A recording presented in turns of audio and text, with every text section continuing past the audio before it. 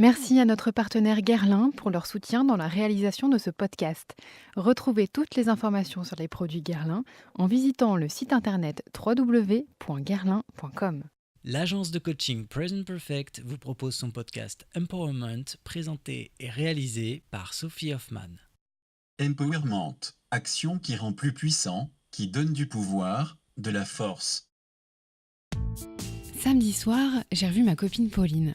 3 mois qu'on n'arrivait pas à se voir tranquillement, rien qu'elle, moi et nos Morito Tagada. Alors là, j'y étais allée à grand renfort de gossip, garder aussi chaud que les fondants au chocolat qui nous attendaient pour la fin de la soirée. Pauline est arrivée, on s'est sauté dans les bras, on a commencé à se raconter nos vies, sauf qu'à plusieurs reprises, un élément est venu perturber notre petite cérémonie, sournoisement, me coupant la parole sans scrupule et sans que j'ai rien pu y faire surtout. Pour être plus clair, voici un petit résumé de la soirée.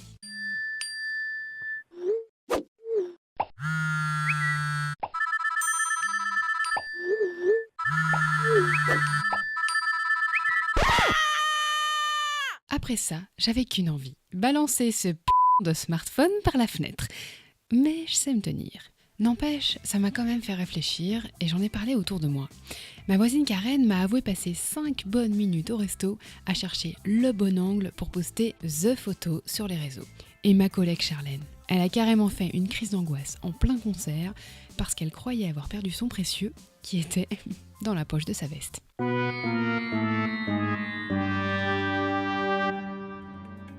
Alors quoi, est-ce qu'on serait tous contaminés ? Sans aucun doute, ce doudou 2.0 s'est emparé de notre vie, pour le meilleur et pour le pire.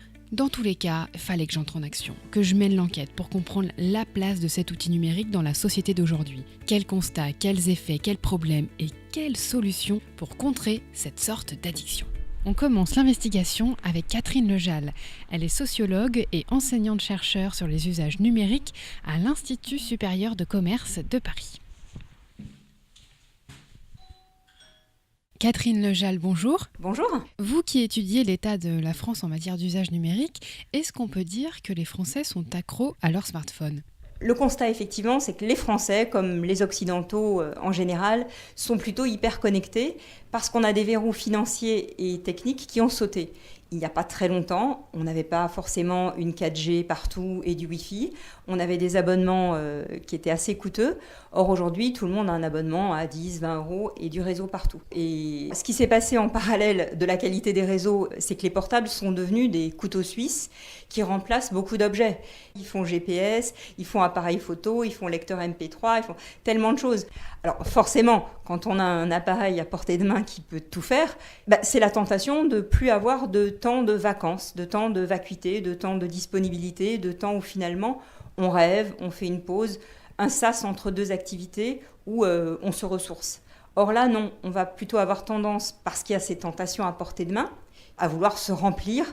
Et en parallèle, les réseaux sociaux ont créé des notifications qui nous tentent en disant « Ah, tiens, il y a quelque chose d'intéressant », d'où la fameuse fear of missing out, peur de passer à côté de quelque chose. Donc, le risque qu'on a, c'est de ne pas aller interroger l'objet pour quelque chose de précis qu'on a envie de voir, c'est d'attendre finalement que l'objet vienne vers nous avec des sollicitations et ne plus contrôler finalement ce qu'on va digérer. Qu'est-ce qu'on peut faire pour retrouver un peu ce contrôle ? C'est d'être un peu plus moteur, d'être conscient de ce qu'on fait et pas laisser l'objet hypnotique finalement nous guider. La bonne nouvelle, c'est que finalement 80% des mauvais usages dépendent de nous. Une fois qu'on a pris cette conscience de dire mais je suis comme un domestique de Fédo avec sa petite cloche qu'on est en train de sonner, les gens qui ont du pouvoir, alors il y avait en 1889 un historien et sociologue qui s'appelait Théodore Veblen qui a travaillé sur la maîtrise du temps et qui dit les aristocrates ont la maîtrise du temps. Et finalement, plus on descend dans l'échelle sociale, plus le temps nous échappe et il est régi par d'autres personnes. Donc c'est à dire, mais finalement, aujourd'hui, un marqueur de pouvoir, c'est d'avoir, on va dire, 10 secrétaires qui filtrent vos appels, qui font ce travail-là. Donc le prendre aussi en disant, je me réapproprie le temps parce que c'est ma vie, en fait, et je la gère. Est-ce qu'il y aurait 2-3 petites choses qu'on pourrait appliquer pour prendre de la distance avec nos portables ? Dans la sphère professionnelle d'abord, c'est vraiment le post-it avec les 3 priorités et urgences pour soi de la journée. Essayer de faire des plages d'immersion de temps en temps, 10 minutes. Puis après, bien sûr, ne pas faire les reply all, enfin toutes ces choses basiques. Dans la sphère privée, je pense, sur les réseaux sociaux, c'est réfléchir à qu'est-ce qu'on expose. Parce que finalement, on ne vit plus les choses. On est à la fois en train, dedans, dehors, on les vit, mais on est en train de les documenter. C'est est-ce qu'on peut être connecté à ces 5 sens qui sont, je suis devant un bon repas, et ce que je mange est très bien, j'ai le soleil sur la peau, je suis avec des amis formidables, et je peux ressentir par moi-même que ce que je vis est bien. Après, il y a une dépendance, on prend la photo, on l'envoie et on attend le retour, et que les gens vous confirment que ce que vous vivez est bien. Et puis des moments pour soi, se dire est-ce qu'il y a 3 endroits ou 3 moments où je ne réponds pas. Ça peut être vraiment des choses aussi basiques que la douche, ces moments auxquels on n'est pas disponible et puis on y a droit. Suite à cette conversation avec Catherine Lejal, je me suis rendu compte que la question de l'hyperconnexion engendrait aussi celle de la concentration. On a tous remarqué qu'on avait du mal à accomplir pleinement 2 tâches simultanées. Si on téléphone en écrivant un mail, il y a des chances pour qu'on n'écoute pas totalement notre interlocuteur ou qu'on écrive n'importe quoi. Pour comprendre le fonctionnement de notre cerveau en cas de zapping mental, je me suis plongée dans le documentaire Hyperconnecté, le cerveau en surcharge, réalisé par Laurence Serfati. Francis Eustache, chercheur en neuropsychologie à Caen, nous y explique que la déconnexion est indispensable pour le bon fonctionnement de notre cerveau. Par des sollicitations permanentes, on l'empêche de faire des pauses et par le coup, le réseau de neurones appelé réseau par défaut, qui permet la mémorisation, ne peut pas s'activer. Alors là, tout de suite, j'avais très envie de demander à Pauline comment elle avait géré son réseau par défaut pour retenir mes passionnantes aventures relatées samedi soir. Mais j'avais une petite idée de la réponse. En tout cas, à travers ce documentaire, on comprend que pour ménager notre mémoire et prendre soin du réseau par défaut de notre cerveau, il faut se ménager des moments déconnectés pour que le cerveau synthétise. Jean-Philippe Lachaud intervient aussi dans le documentaire. Il est directeur scientifique à l'INSERM en neurosciences cognitives et il s'intéresse à notre attention. Pour mieux la maîtriser, il conseille de fractionner les activités en mini-missions, de séquencer les tâches en fait, en se donnant un objectif après l'autre. Un cerveau en surcharge, un manque d'attention, une isolation sociale, ce sont tous les symptômes qu'a ressenti le jeune trentenaire David Lajarge il y a 2 ans. Et pourtant, il n'est pas tombé dans la marmite du numérique étant petit. Le premier objet connecté qui m'est tombé dans les mains ? Ah, c'est une très bonne question ça. Je crois que c'est un ordinateur portable tout simplement. Et c'était à quel âge ? Alors ça c'est assez drôle parce que finalement la connexion est arrivée assez tard chez moi, donc chez mes parents. C'était en 2006.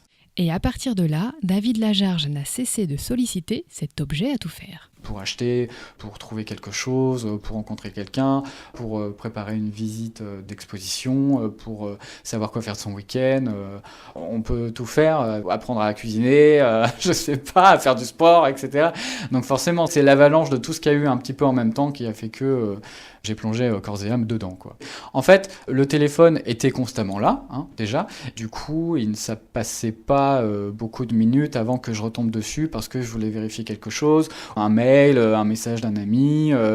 On a l'impression qu'on va louper quelque chose si on ne regarde pas. Et ça peut prendre n'importe quelle forme au final. Mais à force d'utilisation à tout bout de champ, c'est le cercle social de David qui s'est rétréci. Ce qui a pu arriver avec mes amis, c'est que y en a qui sont partis parce qu'ils ont peut-être eu peur. Au bout d'un moment, ils se sont dit mais on peut plus le gérer, ou de toute façon il vient plus aux soirées, ou ce genre de choses. Il y en a un qui me l'a dit parce qu'on s'est vraiment pour le coup déchiré. D'autres me l'ont pas dit, mais ils m'ont tout simplement écarté. À la limite, j'en veux même pas parce que je comprends.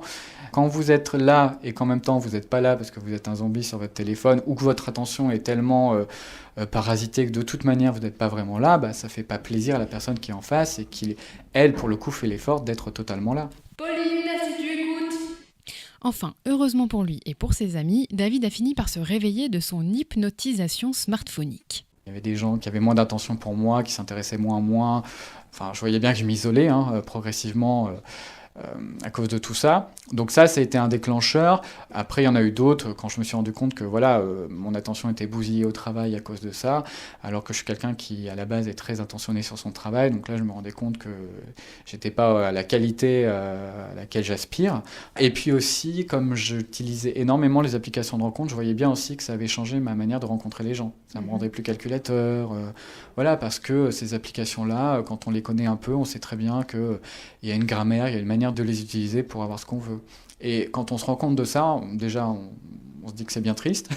Et puis, moi, j'ai pas envie d'être comme ça, donc je me suis dit, ok, on va travailler là-dessus et on va changer un petit peu la place que tout ça doit avoir dans ma vie, quoi. Voilà, je passais énormément de temps finalement à tenir mes amitiés par messages interposés et compagnie. À la place, est-ce que l'idée, c'est pas plus de provoquer des rendez-vous ou de les appeler pour de toute façon les voir rapidement, être beaucoup plus dans la réalité plutôt que dans le virtuel. Les temps morts, les pauses, je les accepte. J'arrête de vouloir combler à tout prix les temps d'attente, les temps de transport. En fait, la finalité, c'était aussi de transformer le rapport que j'avais avec mon téléphone pour que ce soit moi qui décide d'aller vers lui et non pas lui qui me dit fais ci, fais ça, regarde-moi, etc. Et aujourd'hui, aussi incroyable que ça puisse paraître, David est libéré. Ça m'arrive de ne pas du tout penser à ce que devient mon téléphone alors que j'ai déjà perdu plein de fois d'ailleurs, puis ça m'a pas angoissé plus que ça, ou oublié à la maison, ce genre de choses, et ça m'angoisse plus du tout, parce que j'ai effacé cette peur de louper quoi que ce soit que j'avais avant, parce que c'est moi qui ai repris le contrôle, parce que j'ai décidé que mon attention ne devait plus être éclatée dans tous les sens. Donc j'ai l'impression d'être beaucoup plus heureux qu'avant, et surtout d'avoir retrouvé un usage qui soit vraiment utile. Voilà. Et de cette folle expérience, David en a aussi tiré un autre bénéfice que de s'être réapproprié son temps, son corps et son esprit. Il a écrit le livre « Tu vas lâcher ce téléphone », édité chez Michel Lafon, qui sortira le 25 janvier 2018.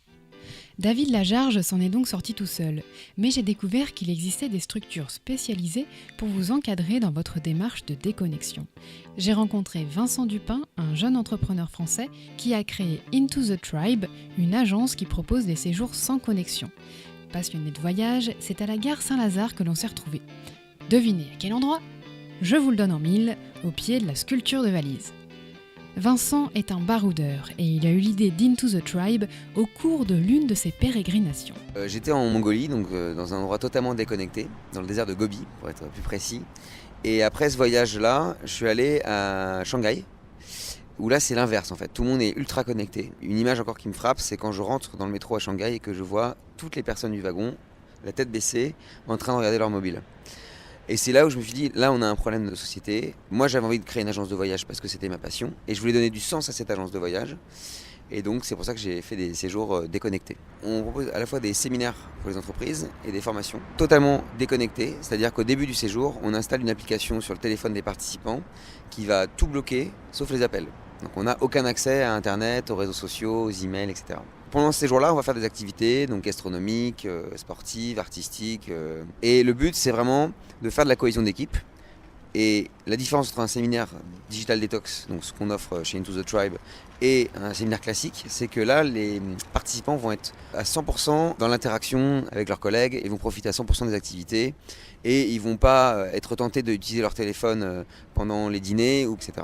Et on va former les collaborateurs des entreprises à être mieux connectés dans leur vie de tous les jours. Les collaborateurs vont réfléchir sur quels problèmes ils ont au travail vis-à-vis de l'hyperconnexion et quelles solutions mettre en place pour contrer ces problèmes d'hyperconnexion.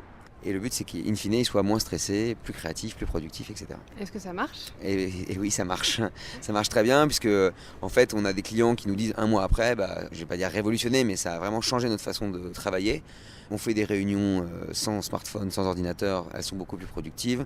Nos collaborateurs arrivent beaucoup mieux à traiter les emails et ils ne sont plus surchargés par l'information. Et il y a des améliorations dans la communication, dans les équipes, etc. Et si ça ne marche pas, s'il y a des choses qui ne vont pas, on revient. On va faire une formation spéciale sur le point qui ne marchait pas pour faire en sorte que ça marche après, quoi. Je commençais à en savoir un petit peu plus sur l'hyperconnexion et sur les solutions de détox numérique à notre portée. J'ai évidemment pris tous les renseignements auprès de Vincent dans l'idée d'envoyer Pauline en désintox. En penchant sur le cas des entreprises, j'ai découvert que Price Minister avait pris conscience du problème de l'hyperconnexion et des mails pollueurs. À titre d'information d'ailleurs, chaque jour, ce sont 150 milliards de mails qui sont échangés dans le monde. Et ça, c'en était trop pour Olivier Mathieu, le PDG de Price Minister, qui a décidé d'agir en appliquant sa propre méthode. Une matinée par mois, écran et clavier sont priés de garder le silence. On appelle ça le Mailless Friday Morning, MFM, en considérant que l'email, ça doit être un outil, mais que souvent il a été détourné de manière un peu excessive. Moi, j'avais remarqué qu'il y avait des emails qui devenaient souvent agressifs avec trop de personnes en copie. Et ce qu'on essaie de faire, c'est finalement une journée plutôt tournée sur l'inspiration, Pendant cette journée sans email, j'organise une séance d'interview ou de conférence avec un entrepreneur emblématique qui vient s'adresser à nos équipes et à nos managers en particulier, de façon justement à chercher un peu ailleurs que dans le quotidien et de relever en quelque sorte la tête du guidon. Génial, me direz-vous. Eh bien, voyons comment ce concept est reçu par les employés. Plutôt bien, mais pas à 100%, pour être tout à fait honnête, parce qu'il y a beaucoup de gens qui sont en moyenne assez jeunes dans les entreprises comme PriceMinister, et quand il s'agit de leur interdire quelque chose, ils comprennent pas forcément. Donc, pour un certain nombre, ils ont l'impression que c'est une perte de temps, mais il y a aussi beaucoup de gens qui apprécient cette sorte d'hygiène numérique, parce que ça leur permet de nouveau de soit retéléphoner, ce qui est finalement paradoxal, mais aussi parfois de se lever, d'organiser des réunions, de faire de la veille concurrentielle ou d'assurer d'autres tâches. Parce que souvent, l'email cannibalise un petit peu tout le reste. Donc ce qui est intéressant, en fait, quand on interdit les emails, c'est qu'on se rend compte que les gens peuvent attendre et qu'il s'agit de pas forcément toujours répondre trop vite, parce que la vitesse entraîne la vitesse. Quand on envoie un email, on n'attend pas une réponse immédiate. Il y a d'autres outils pour ça, qui peuvent être le téléphone ou le chat. Donc on peut se permettre d'une part de ne pas répondre tout de suite, de répondre en mettant moins de personnes en copie. Donc on apprend à remaîtriser l'outil d'une certaine manière. C'est la différence, en fait, entre communication et information. Dans l'email, on peut faire passer un certain nombre d'informations, mais on ne peut pas forcément transmettre un certain nombre d'infralangages qui passent par la voix, le langage corporel, etc. Eh bien, après toutes ces rencontres, j'ai compris qu'on était nombreux à être intoxiqués, mais qu'on le voulait bien aussi. Personne ne nous oblige à allumer notre portable au saut du lit, à le poser à côté de notre fourchette au resto, ou à tourner 3 fois sur nous-mêmes les yeux rivés sur un plan virtuel pour savoir de quel côté de la rue avancer. Tout est une question de dosage au final. La seule question est peut-être de se demander ce dont on a vraiment envie. De passer du temps à apprécier le moment présent, d'échanger des conversations profondes et sincères, ou d'être happé par un objet électronique qui a beau nous rendre des super services, ne nous offrira jamais rien en retour, ni émotion, ni souvenir, ni sensation. De mon côté, j'ai revu Pauline. Je lui ai expliqué que son attitude m'avait gênée et vexée même. Elle était hyper étonnée parce que pour elle, bien sûr, je comptais tellement plus que son smartphone. Pour moi, c'était pas évident, mais comme quoi, si cela va sans dire, cela vaut mieux en le disant. On a donc mis en place notre propre concept. Quand on se voit, on range nos portables dans une petite trousse spéciale que j'ai cousue avec ma cousine Alice. Faudra que je vous raconte d'ailleurs, c'était une sacrée expérience. À la fin de nos rendez-vous, on reprend nos téléphones et on se montre les nouvelles qu'on a loupées. En général, 2-3 newsletters desquels on a 100 fois tenté de se désabonner et des messages de nos amoureux transis à base de gifs de chatons endormis ou d'envolées de petits cœurs animés. Mais cette addiction-là, ça va. Pas de risque de vouloir s'en désintoxiquer. Mille merci à vous d'avoir écouté ce podcast sur l'hyperconnexion et la détox numérique. Cela dit, avant de vous déconnecter, abonnez-vous au podcast, proposez à vos amis, votre famille, vos collègues de s'abonner aussi et laissez un commentaire pour nous dire ce que vous avez pensé de tout ça. J'ai encore plein d'aventures à vous raconter, alors soyez au rendez-vous, je vous retrouve dans vos oreilles très bientôt.